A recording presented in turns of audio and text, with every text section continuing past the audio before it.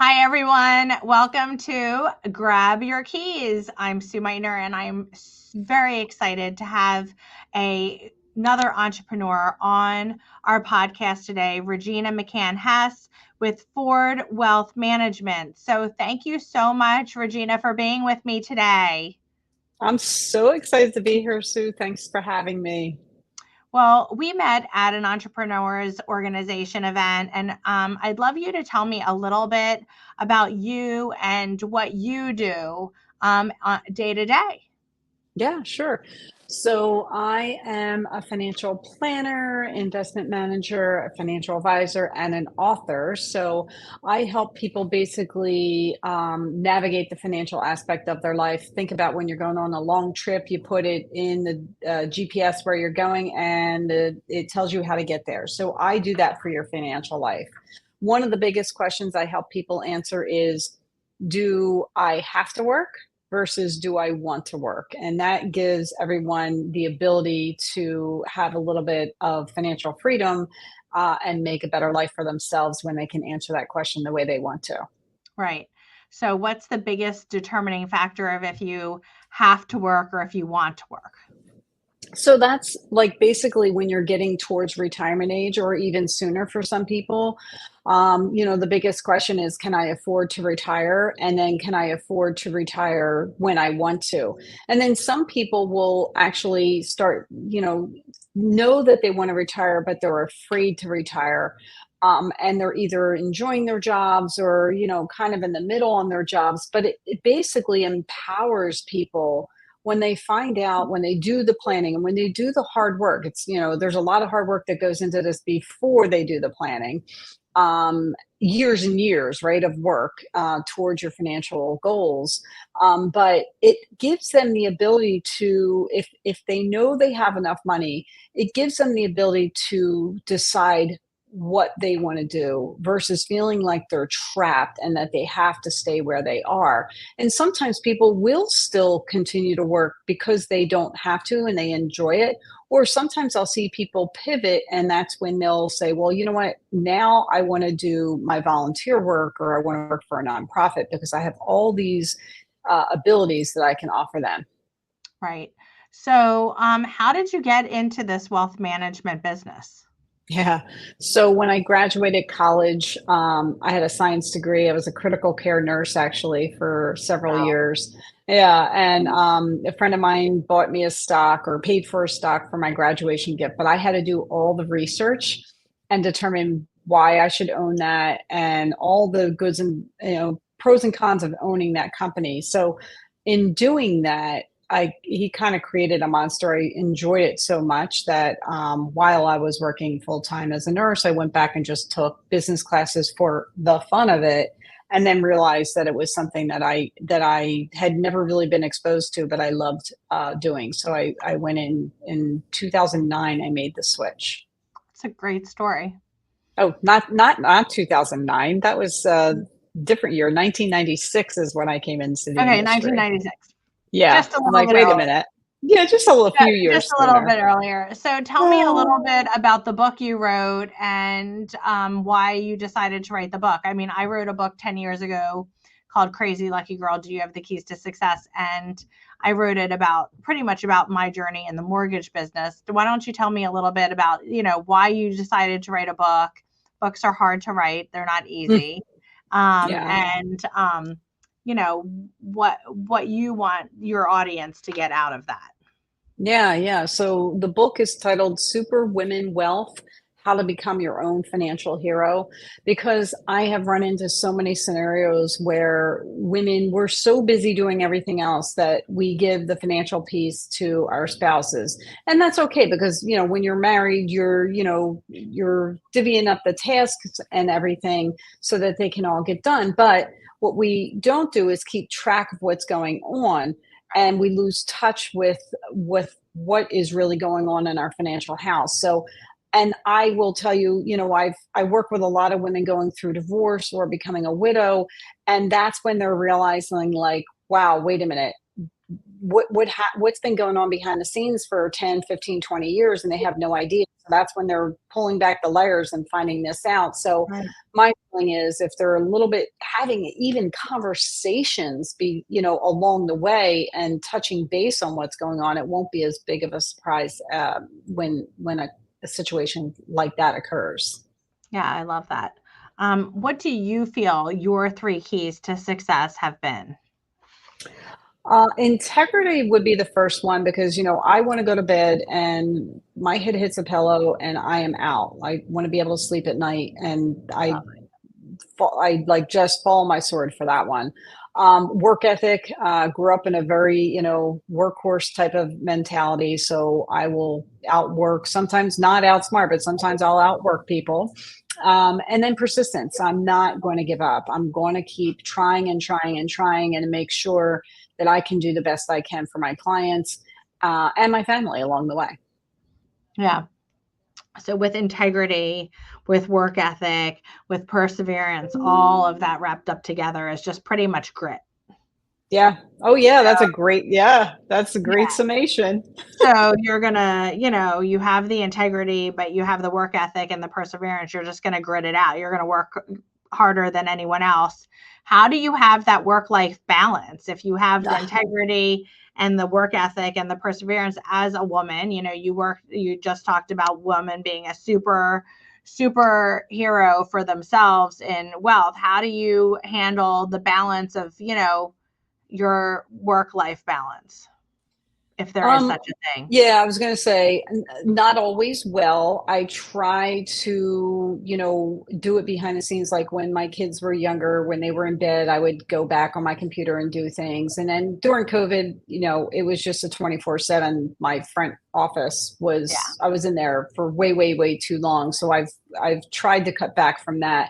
And then when my daughter is 17 years old, a couple months ago, she said something to me which really made me stop and think and get better about the boundaries of work versus home. We were planning to go to the mall on a Sunday, and she said, "Look, I let's do this and go to lunch, but the rule is you can't take any client calls." I was like, Bridge, it's a Sunday. I'm not going to get client calls on a Sunday. She's like, you have, and you do, and you have to promise not to take them while we're together. And I was just like, oh, okay. I hear you. I hear you.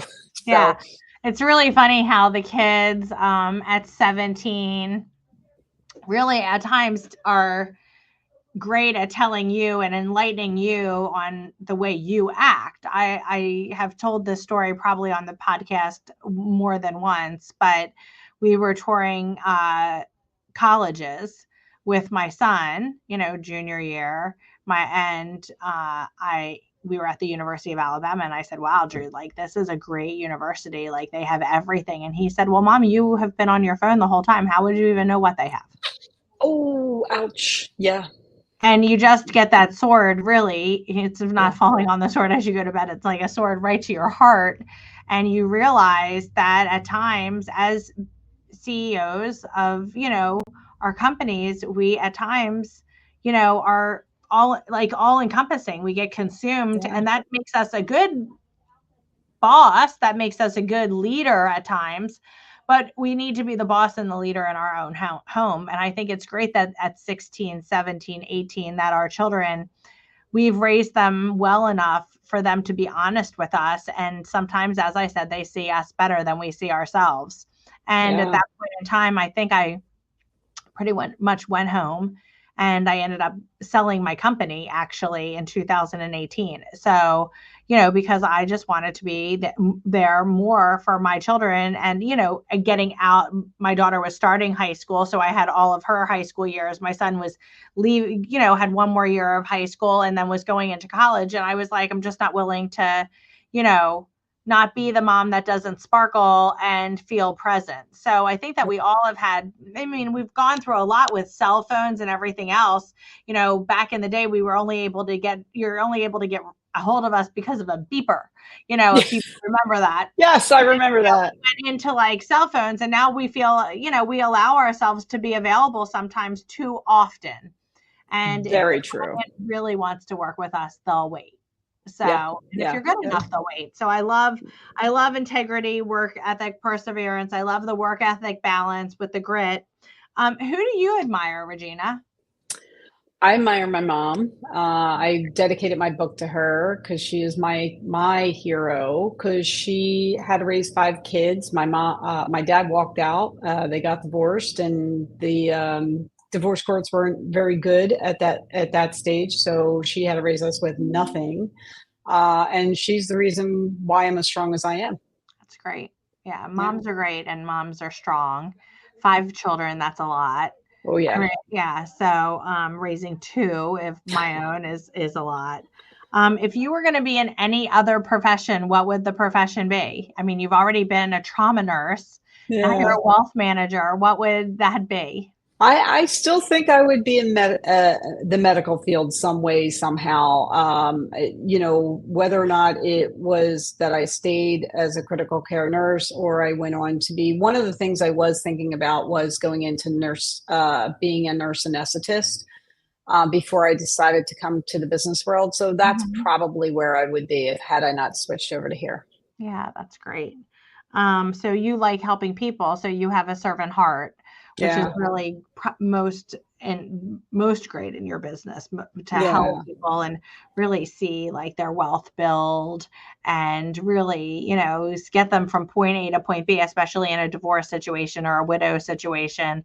There are also, situations where you need to really have the empathy and the understanding so that you can tell them that it will be okay and we'll get them from point A to point B. So Yeah. I love that part, that you do. Um, Yeah. what is a piece of advice that you use all the time with people? Uh, Pay yourself first.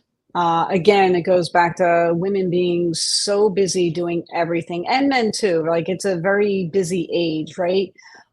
So if you pay yourself first and take care of you, then ultimately there will be something left over for you, as opposed to waiting for all the other chips to fall and see if there's anything left for you. That it doesn't work that way. So best thing to do is, when you're working at a company, put money into the 401k the minute you're eligible. And then every time you get a pay raise, increase it. Every year, increase it just automatically in January. And then you'll build a nice little nest egg without even working hard at it.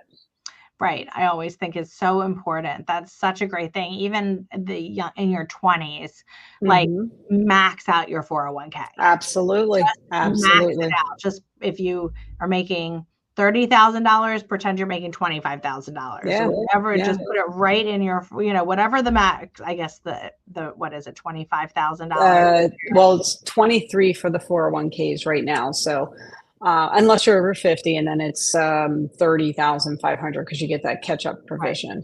But kids coming out of college, even if they only did five or $10,000, that's a huge amount of money.